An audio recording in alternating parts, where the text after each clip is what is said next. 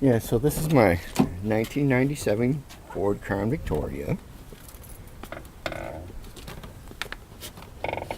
Shift lever is stuck in park and it got no brake lights.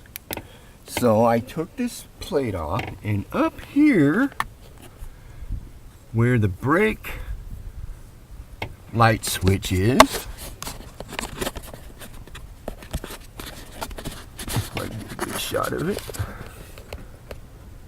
You know where the brake light switch is right there? See that little connector right there? It was hanging off. Not only is it hanging off, can you see it? Yeah, no, you can't fucking see it.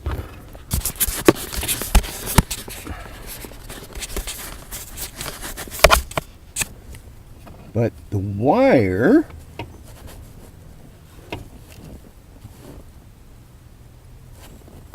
the plastic connector on the wire is melted. So for some reason this got really hot and melted the connector.